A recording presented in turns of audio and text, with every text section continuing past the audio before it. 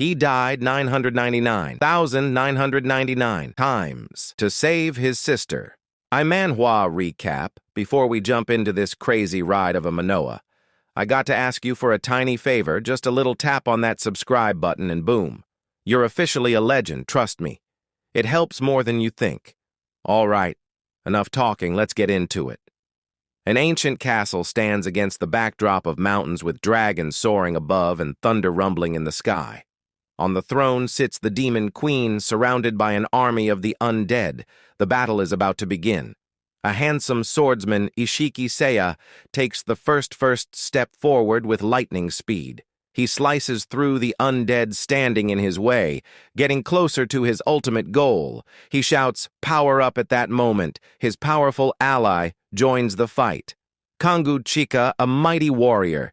He hurls a massive boulder at the enemy, but the demon queen effortlessly shatters it with a burst of flames. She then channels an enormous surge of fire energy toward them. But suddenly a sorceress appears and conjures an ice wall to shield her allies. She's not just strong, she's breathtakingly beautiful. The heroes are shocked by the sheer power of her attack and relieved that she arrived just in time behind them. A cheerful support character emerges from a portal bringing healing potions. They turn to Harud, asking if he's ready. "Of course, I'm more ready than ever," he replies. The demon queen laughs, mocking him and his strength. But it looks like he's about to unleash a devastating strike. His name is Kira Haruto, and he is a hero across the world. People watch breaking news. The demon queen has been defeated. The people rejoice. It has been nearly 200 years since the gates opened, allowing creatures to enter this world. And now they have finally taken down one of the 7 strongest beings, the demon lords. Every news channel covers the victory. The heroes receive congratulations and hear words of admiration from fans. A reporter meets them celebrating their triumph. The hero thanks everyone around the world who supported them. The reporter asks how they became so strong. Making them pause for a moment without hesitation, Kira answers, "Of course, it's all thanks to daily training."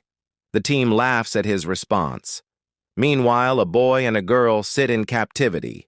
His name is Kiru Makoto Shin, and hers is Kiru Minor Shin. But surprisingly, their captors are the so-called heroes. The hero thanks them for helping them grow stronger with a swift slash of his sharp blade. He cuts someone apart. Cutting plants or animals doesn't grant experience to level up. You must defeat beings, states the manual. But there are exceptions you can farm. The immortals. Now it's clear why these heroes have become so powerful. As long as they keep eliminating the immortals, they can level up endlessly. The immortal has already regenerated, and now the next heroes are stepping up. One warrior smashes the captive with his massive fists, draining their life force and even breaking a limb. The sorceress incinerates a girl with her spell. She is engulfed in flames even though they are immortal.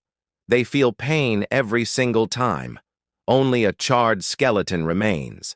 More heroes stand ready, one with potions, another with a sword. The support character force-feeds a girl a poisonous potion, while the swordsman cuts the boy down like a meat grinder.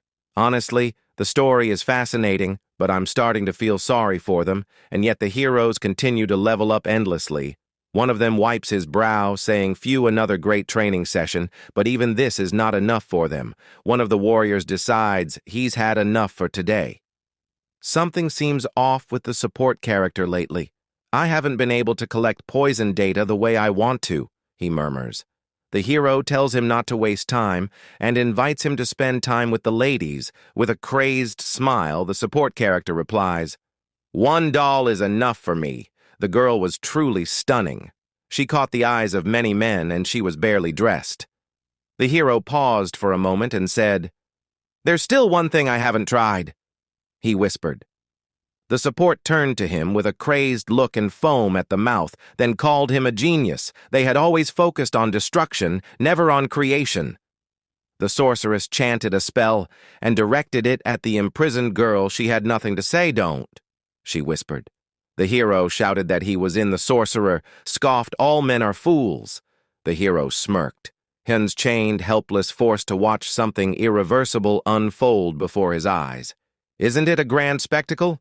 Suddenly the boy's chains heat up and melt away, his eyes. Blazed with fury, he sees everything. Shock overtakes his face. Stop! He screams, but he's too weak to intervene. A sharp burst of magic pierces his hands, pinning him to the ground. He curses them all, but before he can finish, cold steel cuts across his throat. Don't talk during the show. The hero. Chuckle's tears stream down his cheeks, but his gaze is filled with rage when it's all over. They say it's time to leave. Tomorrow will be a long day. The hero calls the support a freak for enjoying this. Then they leave. The iron door slams shut behind them. The boy groans. I can't see. The girl helps him, carefully pulling out the blade. Don't he? Whispers. But she still drives the blade into herself, stopping the process. She shudders in pain. The blade clatters to the floor, a pink glow radiating from her finish. This she begs her brother. He breathes heavily. Cut off my hand, what I can't escape the sacred spear. Otherwise, Minori hesitates but does as he asks. The blade slices through flesh effortlessly, even with regeneration. The pain is real. I can't anymore. The sister sobs. Do it. Finish it. Another one. Yes. Tears stream down her face. I'm sorry, you did well, the brother murmurs suddenly. She drives the blade into his heart. A blinding light flashes. She levels up. They both stare in shock. Why, she freezes in realization. I can gain more with you, don't. He pleads. This is the only way to make things right. She is determined. Her brother nods. They lock eyes and begin. The brother and sister kill each other again and again, every time a new level. They don't stop. They can't. They won't. Continues endlessly. A beam of light cuts through the dungeon. They stand covered in blood. Smiling, their power is now.